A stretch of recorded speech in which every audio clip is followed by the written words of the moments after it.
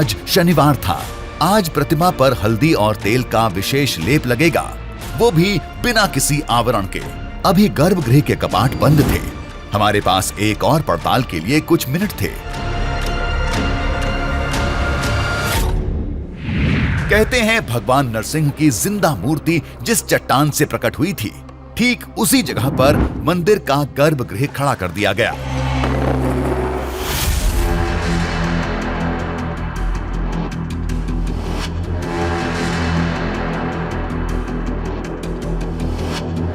हम गर्भगृह के पीछे पहुंचे, ठीक वहां जहां मूर्ति का पिछला हिस्सा लगता है।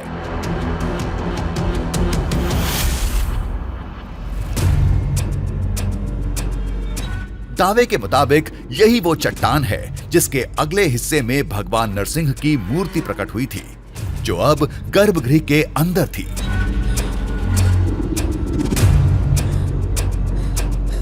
पहाड़ का ये वो हिस्सा है जिस हिस्से में ही मतलब कुछ दूरी पर वो गर्भगृह है, वो मूर्ति है। ये वही पहाड़ है जिस पहाड़ को काट कर बताते हैं कि पहले मूर्ति निकाली गई और फिर बाद में ये मंदिर बनाया गया। और इस पहाड़ को जब देखेंगे इसके नीचे खड़े होकर तो ऐसा लगता है जैसे ये बिल्कुल खड़ी चढ़ाई वाली जो पहाड़ होती है ना, बिल्कुल आप उसके नीचे खड़े होते हैं और ऊपर देखते हैं तो ऐसा दिखता है कि एक सीध में वो पहाड़ है।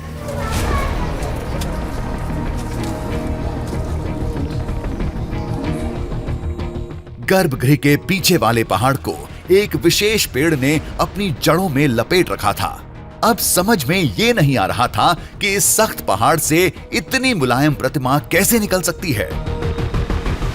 जैसा पत्थर होता है ये बिल्कुल वैसा ही है। अगर इसके ऊपर आप ऐसे लगाएंगे तो ये इतना मजबूत है कि बाकी जिस चीज से आप इसके ऊपर मार रहे हैं वो टूट जाएगा, लेकिन इसे कुछ नहीं होगा। ये इतना ज्यादा हार्ड होता है। लेकिन यहां से सिर्फ 6 फीट की दूरी पर, सिर्फ 6 फीट की दूरी पर, मैं अभी जहां खड़ा हूं यहां से सिर्फ 6 फीट की दूरी पर गर्भगृह है।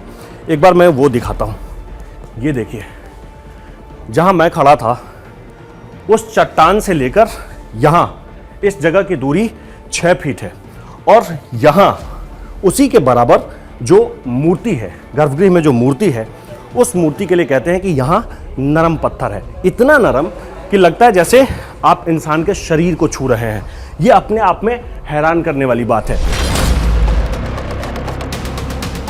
वैसे तो मूर्ति और पहाड़ में चंद फीट का फासला था, लेकिन दोनों के गुणों में जमीन आसमान का फर्क था।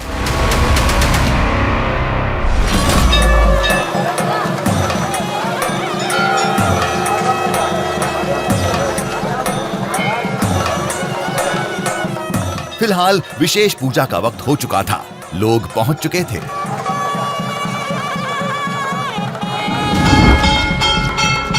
तभी गर्भगृह खोलने का ऐलान हुआ।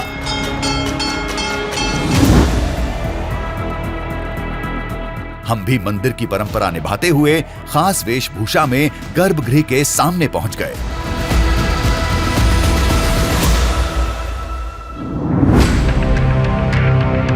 सामने नरसिंह देवता की प्रतिमा थी।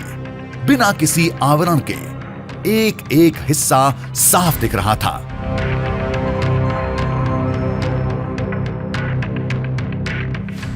नाभि वाला हिस्सा भी स्पष्ट नजर आ रहा था। कहते हैं पहाड़ की खुदाई के वक्त वहीं फावड़ा लगा था। वहां कुछ गड्ढा जैसा था, हल्दी भी लगी थी।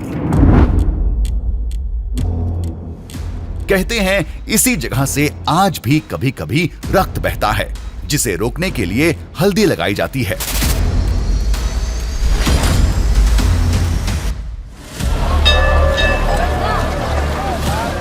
कुछ देर बाद हम प्रतिमा के करीब होंगे। उससे पहले लेपम विधि की विशेष पूजा होगी।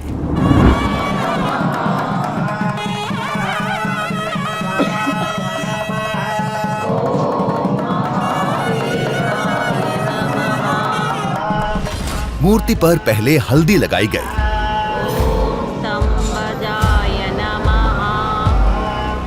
फिर सरसों तेल का लेप लगा।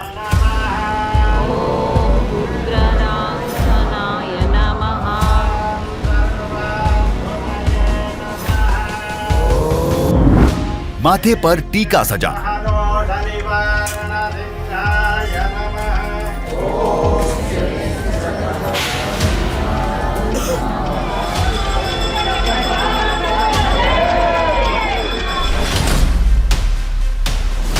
फिर नाभि में हल्दी लगाई गई।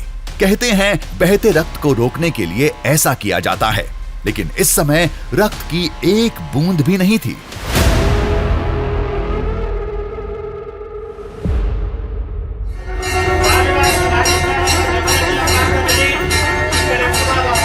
लेपन के बाद आरती हुई।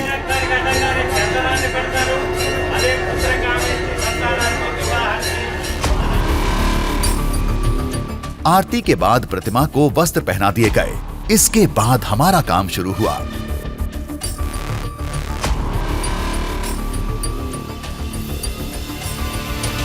मंदिर के गर्भगृह में मैं पहुंच गया हूं। पंडित जी हमारे साथ हैं और ये जो आप मूर्ति देख रहे हैं ना, इसी मूर्ति को जिंदा मूर्ति बताया गया है। पंडित जी कहते हैं कि यहाँ बिल्कुल ये किसी भी इंसान का जो शरीर होता है ना, जो मानव शरीर होता है, जो इंसान की जो त्वचा होती है, ठीक है ना, जैसे ये मेरे हाथ हैं, ये कलाई है, ठीक है, ये कलाई है, ये बाँह है, वैसे ही सब कुछ वैसे ही है। और जैसे अगर ऐसे यहाँ दबाते हैं और ये ठीक हो जाता है, वैसे ही होता है। एक बार आप मुझे जरा दिखाइए वक्षस्थल, ये कैसे, अच्छा यहाँ वक्षस्थल, एक बार मुझे दिखाइए ये कैसे होता है। पुजारी जी ने थाली से फूल उठाकर मूर्ति के सीने पर रखा। फूल ऐसे धंसता चला गया मानो प्रतिमा गीली मिट्टी की बनी हो।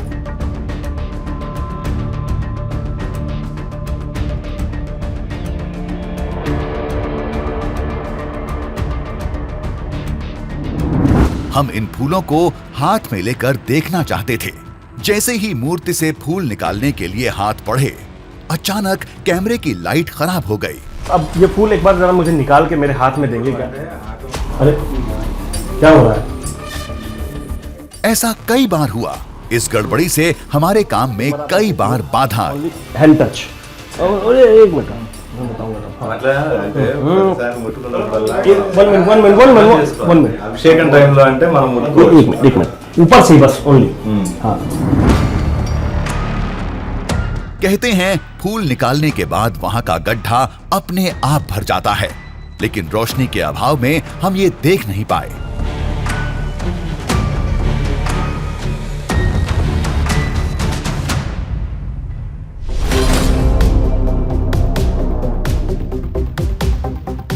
मूर्ति से निकले फूल को हमने गौर से देखा। इस पर लाल रंग का कुछ लगा था। हम मूर्ति की सतह को छूकर महसूस करना चाहते थे, लेकिन इसकी इजाजत नहीं थी। फिर एक रास्ता सूझा। अगर मैं आपको कुछ दूं और कहूं कि उसे आप ऐसे करके दिखा दीजिए, तो क्या आप दिखा सकते हैं? मैं जरा एक नोट देना। मेरे हाथ में 100 रुपए का एक नोट है। पंडित जी के पास जो फूल है, उस फूल से वो कहते हैं कि वो ऐसे दबाते हैं और फिर उसे निकाल लेते हैं। एक बार जरा आप इस नोट को ऐसे करिए। नोट भी नरसिंह देवता की मूर्ति में फूल की तरह धंस गया।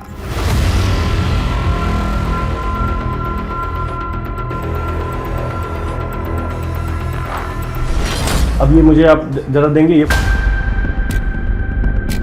नोट पर भी हल्दी के साथ एक लाल द्रव्य लगा था। ये क्या हो सकता है? ये लाली प्रतिमा पर भी झलक रही थी, लेकिन हमारी सुई वहीं अटकी थी। जिस चट्टान से यह प्रतिमा निकली थी, उसका पिछला हिस्सा पत्थर जैसा कठोर था, तो अगला हिस्सा जिस पर प्रतिमा उभरी है, वो इतना नरम कैसे है?